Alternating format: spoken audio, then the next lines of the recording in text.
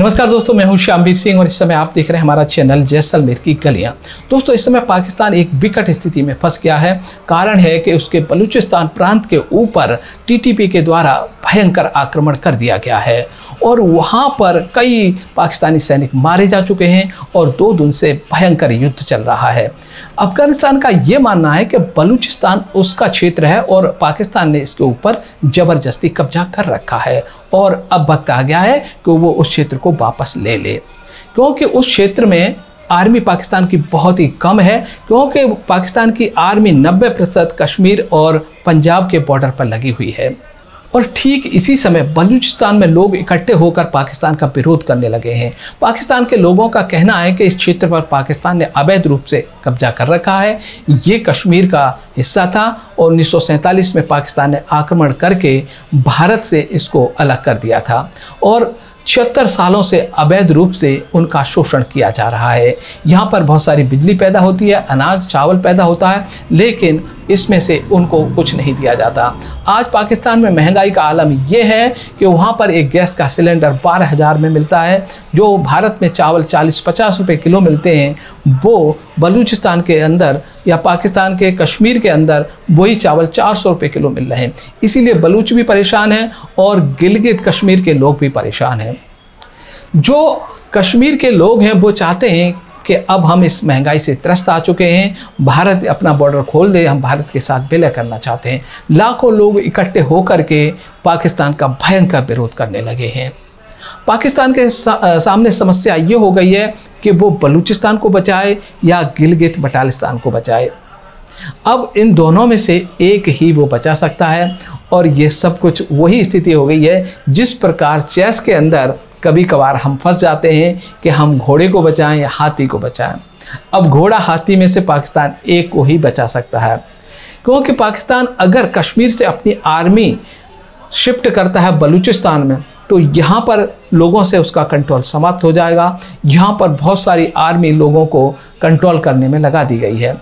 लोगों को पकड़कर जेलों में डाल दिया जा रहा है और ज़बरदस्ती उनको उनके घरों की तलाशी ली जा रही है।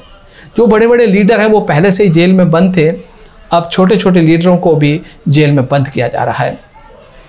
पाकिस्तान चाहता है कि किसी तरह से ये आवाज़ को हम यहीं पर दबा दिया जाए, लेकिन बलूचिस्तान में आवाज़ बहुत ज़ोर से बुलंद हो रही है। वहाँ पर साथ मिल रहा है जो टीटीपी के हैं, अफगानिस्तान समर्पित एक संगठन है उसका, और वहाँ पर इतना भयंकर आक्रमण हो रहा है कि वहाँ पर पाकिस्तान अब यूँ कहें कि सरेंडर कर दिया। वहाँ पर पाकिस्तान का कंट्रोल बिल्कुल ही समाप्त हो चुका है। एक ही प्रांत को बचाएगा, अगर यहाँ से सेना वहाँ पर भेज दी इसने बलूचिस्तान में, तो कश्मीर और बलूचिस्तान का हिस्सा पाकिस्तान से बिल्कुल अलग होकर भारत में विलय को तैयार है।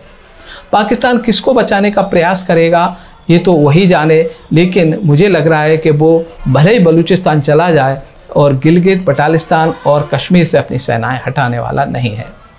भारत इसमें अभी दखलंदाजी क्यों नहीं कर रहा है, आप यही सोच रहे होंगे।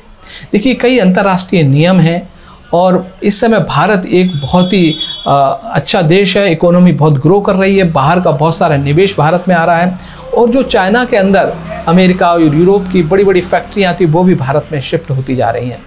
चाइना चाहता है किसी तरह से इस समय भारत युद्ध में उलझ जाए और उस युद्ध के कारण जो भारत में निवेश आ रहा है वो रुक जाए, भारत का विकास रुक जाए और भारत 10-20 साल पीछे चला जाए। और चाइना की सबसे बड़ी समस्या यही है। लेकिन भारत अभी ग्रो करना चाहता है और अपनी इकोनॉमी को और बढ़ाना चाहता है, इसलिए इन छोटी छोटी बातों में उलझना नहीं चाहता।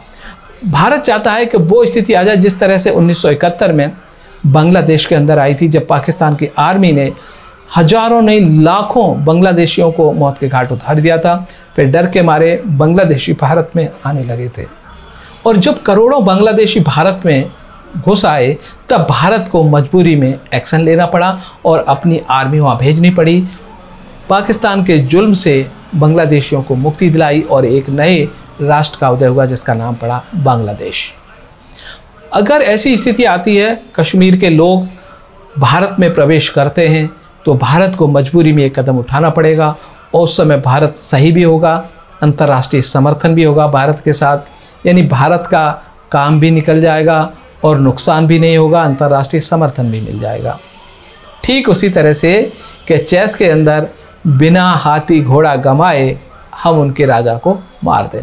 तो ये चेस का गेम बहुत ही दिमाग वाला गेम होता है। पुराने समय में हमारे राजा महाराजा सेनापति और मंत्री महामंत्रियों के साथ ये गेम को खेला करते थे, और इस गेम के अंदर जिस तरह से युद्ध के अंदर रणनीतियाँ बनाई जाती हैं, उसी तरह से टेबल पर चेस में रणनीति बना करके युद्ध जीते जाते थे। भारत बहुत महान देश है सच में, और चेस जैसा गेम हमें एक कमरे में बैठ करके युद्ध की रणनीति बताता है और हम युद्ध जीत लेते हैं। इससे बड़ा भारत के लिए कुछ और हो नहीं सकता। हमारी सांस्कृतिक विरासत के लिए और हमारे पुरातन ज्ञान के लिए बहुत बहुत धन्यवाद।